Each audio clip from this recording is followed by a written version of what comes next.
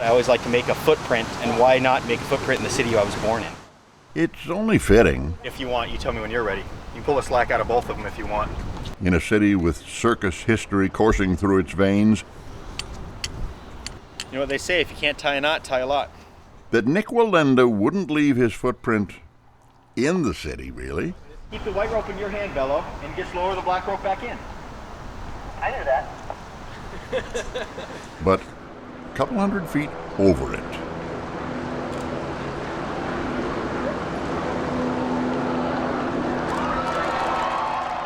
I can't imagine doing anything else as a career. This is my passion. This is what I love to do.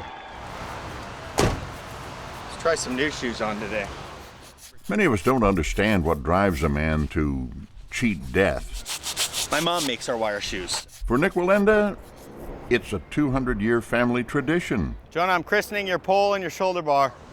7 generations of high wire performers. Ever since I could walk, I wanted to be a part of it. I remember being very small and saying, "Mommy, let me walk across the wire." And she would take my hand and walk me across and walk back. And that's how I started. Easy out. Go.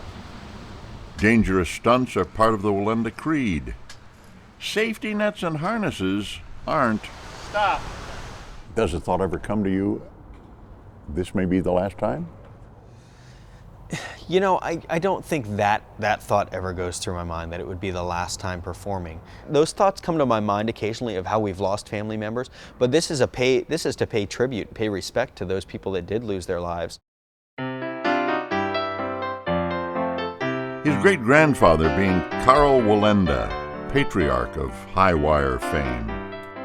It's kind of funny that it really is, it's in our blood. It's something that I don't even know how to explain it. It's just something that comes from within, I guess. Carl audaciously tested the boundaries. His daredevil stunts garnered gasps and ovations and the attention of circus magnate John Ringling. I wouldn't be here today if it wasn't for John Ringling. In 1927, he flew to Cuba to see the Wallendas perform. Impressed, Ringling signed them immediately. The Flying Wallendas headlined the greatest show on earth during most of the 1930s and 40s. Actually, my family lived in the Catazan, which is John Ringling's house over on the bay, for a couple years. While they were in and out of town, they would stay there. In 1947, Carl Wallenda created what became his signature stunt, the 7-person chair pyramid. A tradition kept alive by his great-grandson today.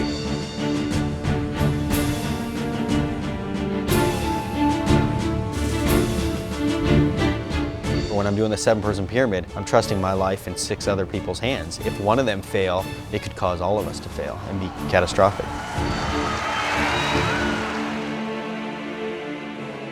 A risk that comes with the territory and has cost 7 family members their lives, including the great Carl, who fell to his death at age 73.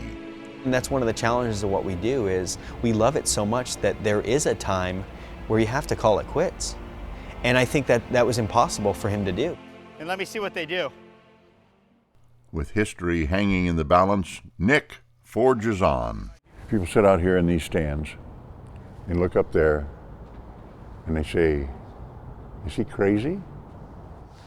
You know, I get that question asked to me very often. Are you crazy? Are you nuts? It's the passion and the love for what I do. You know, I can't reiterate it enough how much I love what I do.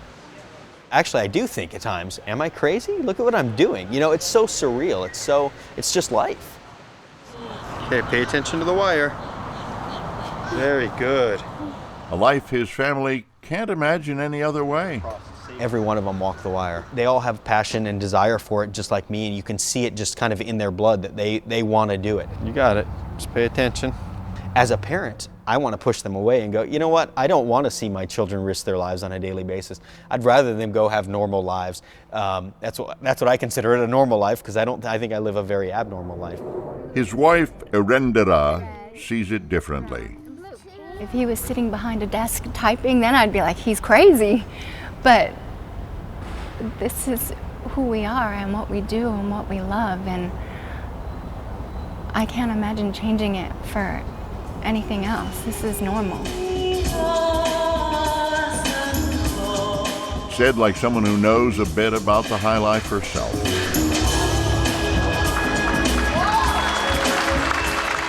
So when you're raised in the circus, you kind of just learn how to do everything. Hardest to learn is to keep spectators' interest. It's all been done before, man. There's nothing new anymore. That's our biggest challenge. After 200 years, 1780s, what do you come up with that's new and exciting? Younger generations don't realize that what we do is real. With technology and TV and stuff, they look at us and say, it's got to be fake. There's no way those people are really risking their lives. But he is. During his Sarasota skywalk on a cable no wider than a nickel, risk was at hand and at feet. And I didn't even notice, and then later on I saw in a video that evening that my shoelace was untied. Wearing shoes made by his mother on a wire 200 feet above his hometown, Dynasty was by Nick's side. This is something that I need to carry on. If this many people are interested in what our family's doing and what they've done, this is something that I need to continue on doing and that I honestly love to do. Fearless and proud, Nick Wallenda walks on, leaving an indelible impression wherever he goes.